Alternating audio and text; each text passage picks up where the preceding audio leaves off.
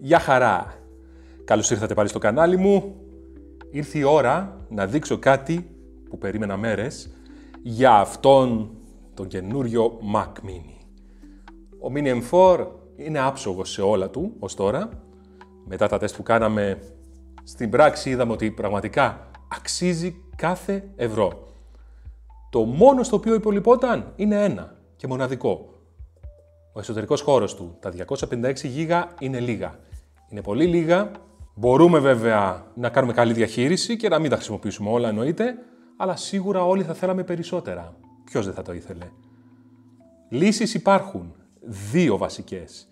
Η μία χρήση εξωτερικού δίσκου και μπορούμε να περάσουμε εκεί το σύστημα, όπως έχω κάνει και παλιότερα στον προηγούμενό μου στον M2. Όμως υπάρχει και μια δεύτερη λύση που μου ήρθε μόλις από τα βάθη της Κίνας.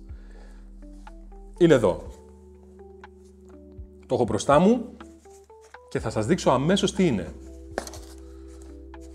Από ό,τι ξέρουμε, πριν ξεκινήσω, ο M4 έχει κάτι διαφορετικό από τους προηγούμενους. Και ποιο είναι αυτό? Στον M4, αυτό που διαφέρει με τους προηγούμενους είναι ότι δεν είναι πάνω στη μητρική κολλημένος ο SSD δίσκος, αλλά σε ένα ξεχωριστό module, το οποίο μοιάζει πολύ με έναν M2 δίσκο, αλλά δεν είναι. Μακάρι να ήτανε και να μπορούσαμε να πάρουμε οποιοδήποτε δίσκο από την αγορά. Όμως, ήρθε μια εταιρεία ήδη και ακολουθούν κι άλλες, οι οποίες έχουν φτιάξει μοντιουλάκια δικά τους και βάζουν πάνω τις NAND μνήμες και μας δίνουν μεγαλύτερους σκληρούς δίσκους για χρήση μέσα εδώ. Αυτό μου ήρθε λοιπόν στο πακέτο μας και θα σας δείξω αμέσως τι περιέχει. Το πακέτο μου ήρθε σε περίπου 2 εβδομάδες στην Ελλάδα, από Κίνα. Θα σας δείξω ακριβώς κάτω και το site της εταιρείας για να μπει να παραγγείλει όποιος θέλει. Και μας δώσανε αυτά εδώ τα καλούδια.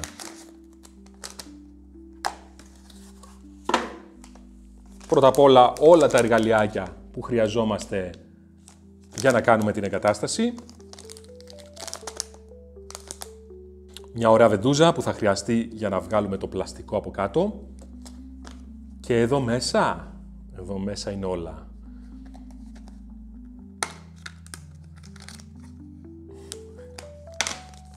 Εδώ μέσα λοιπόν είναι ο SSD δίσκος. Υπάρχουν δύο λύσεις, είτε στα 2 είτε στο 1 TB. Εγώ διάλεξα το 1, μου είναι αρκετό 1 TB για τον M4 μου. Μπορείτε να πάτε και στα 2 βέβαια. Και οι διαφορές σε σχέση με τις τιμές της Apple είναι τεράστιες.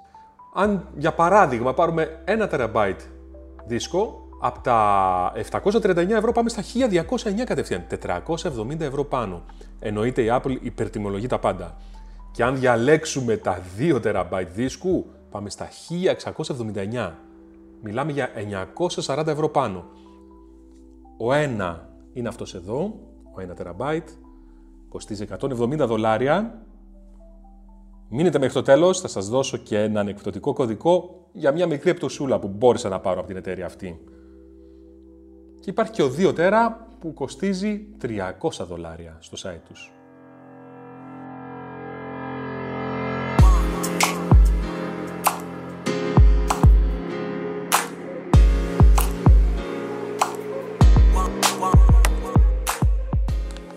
Τι χρειάζεται τώρα για να γίνει όλο αυτό?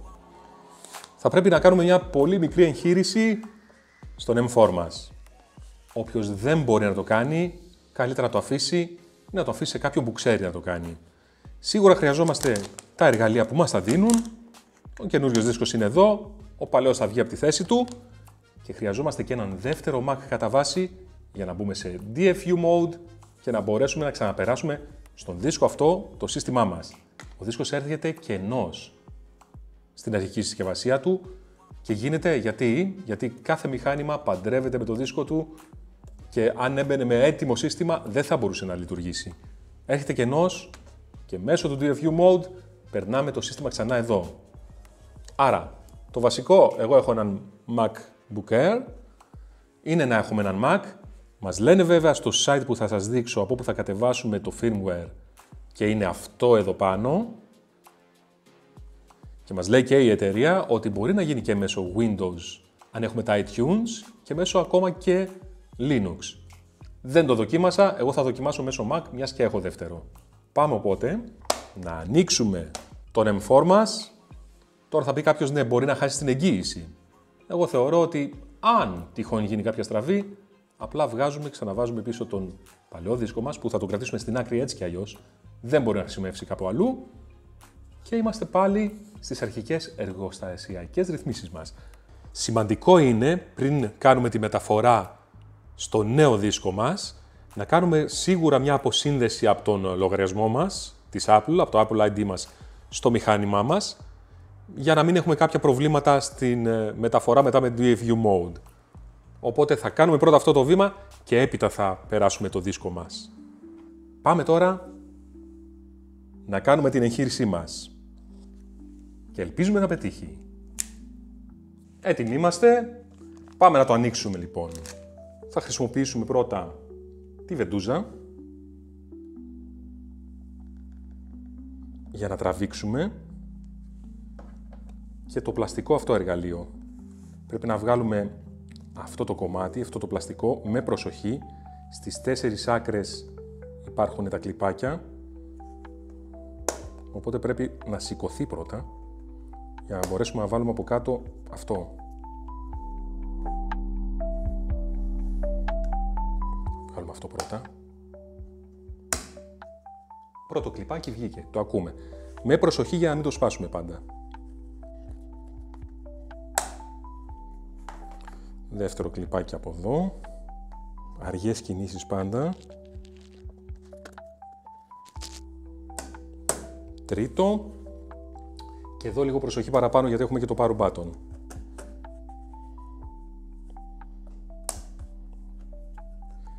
Βγήκε, ξεκόλλησε. Ξεκινάμε καλά, δεν σπάσαμε τίποτα. Οπότε βγάζουμε αυτό το καπάκι. Κάτω από το καπάκι βλέπουμε εδώ το power button μας. Δεν χρειάζεται το αποσυνδέσουμε. Συνεχίζουμε, το αφήνουμε λίγο στην άκρη. Και έχουμε μέσα τώρα μερικές TAF 5 βίδες. Είναι 8 στα άκρα. 1, 2, 3, 4, 5, 6, 7, 8. Αυτές πρέπει να βγάλουμε τώρα. Με προσοχή. Αλλά με το TAF 4 που μας δώσαν δεν γίνεται δουλειά.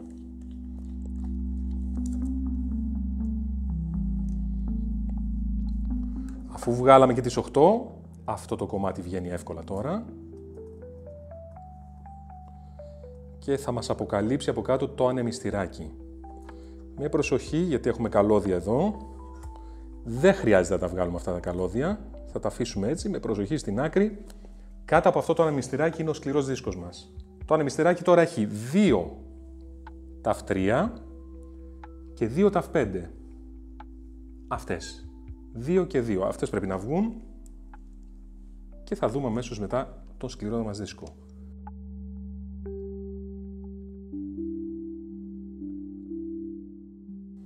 Έτοιμο. Και τώρα πολύ απλά αφαιρώντας αυτό, για να δω, αυτό το κομμάτι, το ανεμιστηράκι μας. Πάντα με προσοχή, από κάτω υπάρχει και άλλο καλώδιο ένωσης.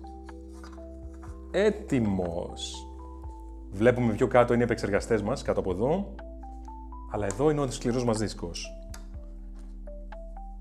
Ο παλαιός SSD είναι εδώ μέσα της Apple. Με το TAF 8 τώρα, μία βίδα είναι όλο και όλο.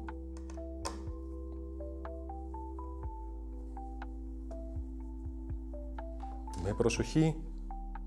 Θα βγάλουμε το σκληρό και θα τον αποθηκεύσουμε κάπου για περίπτωση που μπορεί να μας χρειαστεί. Αυτός ήταν ο σκληρός μας δίσκος. Για να το δούμε λίγο από κοντά και θα δούμε λίγο σε σύγκριση με τον καινούριο. Πανομοιότυπος, αλλά άλλο module, φτιαγμένο από αυτούς. Προχωράμε λοιπόν. Βγάλαμε τον παλιό δίσκο μας και στη θέση του θα μπει αυτός.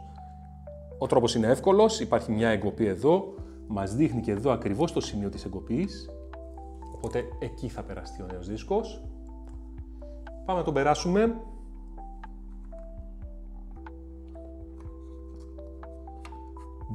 Μπήκε καλά και ξεκινάμε να βιδώνουμε.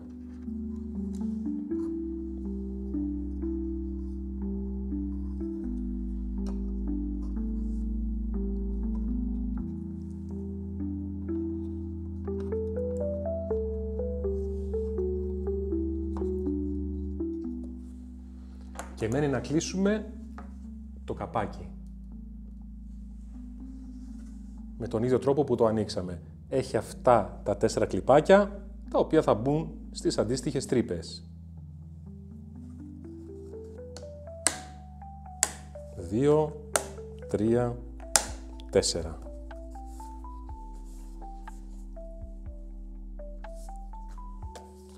Όλα πίσω στη θέση τους και είμαστε έτοιμοι για να πάμε στο γραφείο μας και να προχωρήσουμε στη διαδικασία του DFU για να περάσουμε ξανά το firmware στο νέο μας πλέον σκληρό δίσκο. Κρατάμε το παλιό εννοείται στην άκρη αν τυχόν χρειαστεί. Να θυμάστε λοιπόν ξανά ότι από όλα τα κατσαβίδια που μας δώσαν τα εργαλεία το TAF4 είναι άκυρο, TAF5 χρειαζόμαστε, TAF3 και TAF8. Σε γενικές γραμμές η διαδικασία δεν είναι πολύ δύσκολη. Εγώ θα το κατέτασα σε μια βαθμολογία από 1 ως 5, αυτό που κάναμε μόλις στο 1/2. Δεν είναι κάτι δύσκολο, λίγο προσοχή θέλει, μην σπάσουμε τίποτα και να τα βάλουμε όλα πάλι πίσω στην θέση τους. Πάμε κάτω στο γραφείο μας να συνεχίσουμε με τη διαδικασία μας και να τελειώσουμε. Φύγαμε! Να είμαστε πίσω στο γραφείο μας, έτοιμοι να περάσουμε μέσω DFU Mode από τον MacBook Air που έχουμε, το σύστημά μας ξανά, το νέο firmware, στον άδειο δίσκο μας. Και πώς θα γίνει αυτό? Πρώτα απ' όλα μπαίνουμε στο site το ipsw.me/Mac16,10. Μπορούμε να κατεβάσουμε από εκεί κατευθείαν ένα από τα τελευταία firmware, το τελευταίο ας πούμε, και μετά να κάνουμε την εγκατάσταση. Εγώ το έχω κατεβάσει ήδη. Και να μην το κατεβάσετε πάντως, μπορείτε κανονικά όταν θα κάνουμε την διαδικασία του restore να περάσει τότε και να κατεβάσει το firmware. Εγώ το έχω κάνει ήδη, το έχω εδώ μέσα. Τώρα, τι συνδεσμολογία πρέπει να κάνουμε για να μπούμε σε DFU mode? Οπωσδήποτε συνδέουμε στη μεσαία από τις πίσω θύρες μας το καλώδιο USB-C και από την άλλη πλευρά στον άλλο υπολογιστή μας. Συνδέουμε και την οθόνη, οπωσδήποτε. Δεν συνδέουμε το καλώδιο του ρεύματος. Γιατί? Θα το συνδέσουμε πιέζοντας το πλήκτρο, το power button, ταυτόχρονα μέχρι μπροστά να ανάψει η ένδειξη πορτοκαλί. Τότε θα μπούμε στο DFU mode. Οπότε θα κάνω εγώ τώρα τις συνδέσεις μου. Συνδέω ένα USB-C καλώδιο από εδώ. Εδώ. Όπως είπα, στη μεσαία θύρα. Δεύτερο. Θα συνδέσω την οθόνη μου για όταν μας χρειαστεί.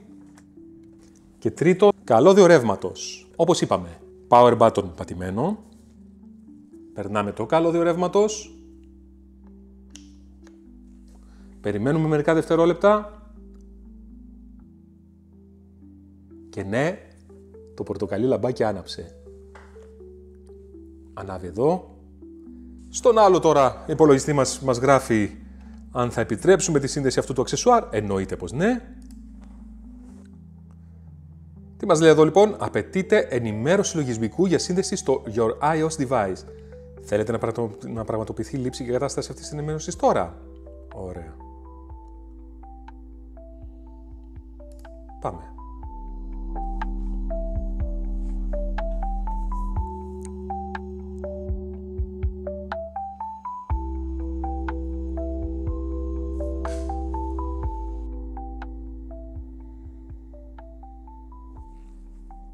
Εγκαταστάθηκε. Και τώρα μας ενημερώνει. Λειτουργία DFU Mac. Μας έχει αποκατάσταση Mac και επαναφορά Mac. Εμείς θα πάμε επαναφορά. Αν πατήσω απευθείας αριστερό κλικ του mouse, τότε θα πάει να κατεβάσει το firmware. Εγώ δεν το θέλω, θέλω επαναφορά και να διαλέξω εγώ το αρχείο που ήδη έχω κατεβάσει. Εγώ θα πιέσω το Option key και μαζί επαναφορά Mac και έτσι μπορώ να διαλέξω το αρχείο μου. Πού το έχω? Εδώ είναι. Universal Mac 15,2 κτλ. Αυτό θα διαλέξω εγώ. Πιέζω άνοιγμα. Μας ενημερώνει ότι το Mac θα σβήσει και θα επαναφέρει το Mac στο macOS 15,2. Πολύ ωραία. Επαναφορά. Και προχωράει κατευθείαν. Είμαστε έτοιμοι. Περίπου 20 λεπτά χρειάζονται, λένε. Για να δω πώς θα χρειαστούμε εμείς, γιατί είχα έτοιμο ήδη το αρχείο του firmware.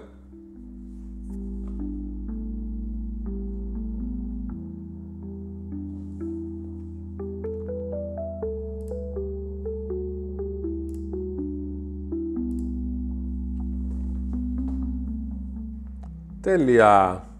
Τελειώσαμε εδώ. Το συνδεδεμένο Mac επαναφέρθηκε στις εργοστασιακές ρυθμίσεις. Το αποσυνδέουμε τώρα και θα το συνδέσουμε από την αρχή. Έλα, να το. Τα καταφέραμε. Είμαστε πάλι στην αρχή.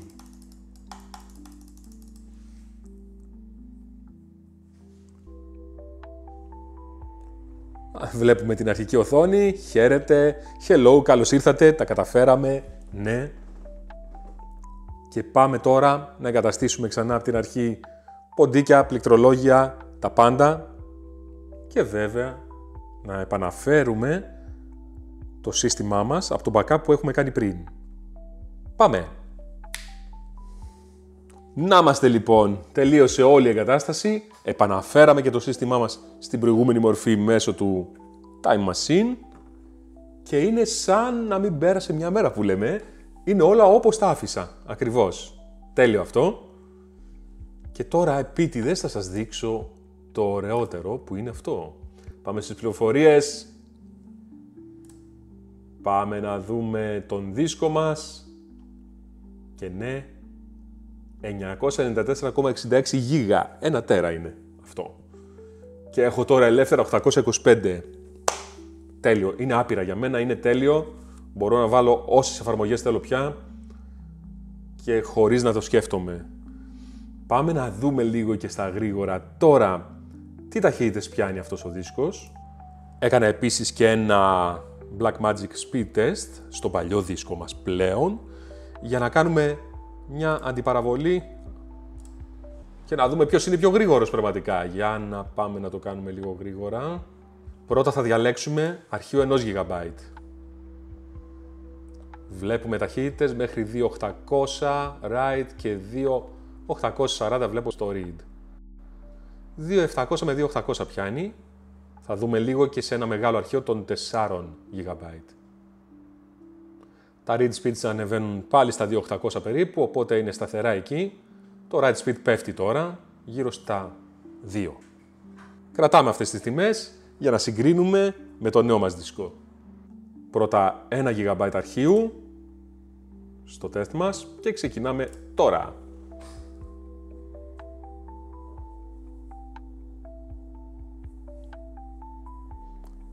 Όπως βλέπουμε, ο δίσκος είναι πιο γρήγορος από τον προηγούμενο, από τον stock δίσκο της Apple.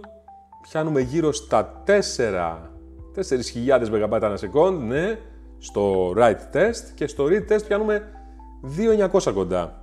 Και τώρα θα δοκιμάσω λίγο με αρχείο των 4 GB. Πάρα πολύ ωραία. Αγγίζουμε τα 3.000 MB ανά second. Εκεί είμαστε. Και στο read βεβαίως πάλι το ίδιο περίπου, 2.870, 2.900 κοντά. Άρα τα write speeds μας έχουν ανέβει, το read speed είναι λίγο γρηγορότερο και αυτό. Συνολικά, ευχαριστημένος. Σούπερ. Άρχοντες πλέον, έχουμε πολύ χώρο, χωρίς να χρειαστεί να δώσουμε ένα νεφρό. Πάμε για αποφώνηση, τώρα. Να είμαστε πάλι πίσω στο στούντιο. Εδώ ο παλιός καλός 256 δίσκος της Apple. Θα μείνει στην άκρη, θα τον κρατήσουμε στην άκρη για οποιοδήποτε ενδεχόμενο. Και εδώ μέσα ο νέος 1 TB δίσκος, τον οποίο, να αναφέρω και εδώ ότι τον αγόρασα, δεν μου τον έχει στείλει η εταιρεία δωρεάν. Το μόνο που μπόρεσα να πάρω είναι μια έξτρα έκπτωση. Και τώρα θα σας πω και γι' αυτό ότι ναι, κατάφερα από την εταιρεία να πάρω μια μικρή έστω 5% έκπτωση σε οποιαδήποτε αγορά κάνετε, αν απλά βάλετε αυτόν τον κωδικό που σας δίνω εδώ πάνω. Που είναι το ονοματεπώνυμό μου, ακριβώς. Επίσης, στο link από κάτω θα δείτε απευθείας την διεύθυνση που μπορείτε να μπείτε για να κάνετε την αγορά σας. Συνολικά θεωρώ ότι είναι μια καλή αγορά, μια πολύ καλή αγορά για κάποιον που θέλει απευθείας και πιάνουν τα χέρια του και έχει και δεύτερο μηχάνημα ίσως Mac γιατί χρειάζεται για να κάνει αυτή τη διαδικασία και έτσι να ξεφύγει από τα 256 GB του base model, να πάει στο 1 ή στα 2 τέρα χωρίς να χρειαστεί να πουλήσει 1 ή 2 νεφρά. Το καλό της υπόθεσης είναι αυτό. Η τιμή είναι αρκετά δελεαστική. Θα μπορούσε να είναι και λίγο καλύτερη ίσως. Θα μπορούσε να είναι γύρω στα 100 ευρώ για παράδειγμα ο 1 τέρα και στα 200 ο 2 τέρα. Πιστεύω σιγά σιγά θα πέσουν οι τιμές. Να πω τώρα ότι είναι μια αγορά που πιστεύω ότι αξίζει για κάποιον που θέλει απευθείας να έχει ένα δίσκο μέσα στο μηχάνημά του, να κάνει την αναβάθμιση αυτή. Βεβαίως πρέπει να πιάνουν τα χέρια του, βεβαίως πρέπει κατά βάση να έχει ένα δεύτερο Mac για να κάνει όλη αυτή τη διαδικασία του DFU, αλλά δεν είναι κάτι πάρα πολύ δύσκολο. Αν δεν μπορείτε να το κάνετε, στείλτε σε μένα τους δίσκους σας, παιδιά, θα τους κάνω εγώ. Λοιπόν, οπότε, το βασικότερο είναι να αντέξει το χρόνο. Θα το δούμε αυτό, θα το δω στην πορεία. Αν οτιδήποτε αλλάξει, θα ενημερώσω ακριβώς από κάτω. Ευχαριστώ πολύ που με παρακολουθήσατε. Προχωρήστε αν θέλετε στην αγορά, αξίζει θεωρώ, δεν είναι τόσο δύσκολο το installation. Και μην ξεχνάτε, κάντε ένα like, ένα subscribe, πιέστε το κουδουνάκι για να εγγραφείτε και αφήστε όποιο σχόλιο θέλετε από κάτω για να σας απαντήσω το αμεσότερο. Ευχαριστώ που με παρακολουθήσατε, καλή συνέχεια σε όλους και καλές εγχειρήσεις. Γεια χαρά!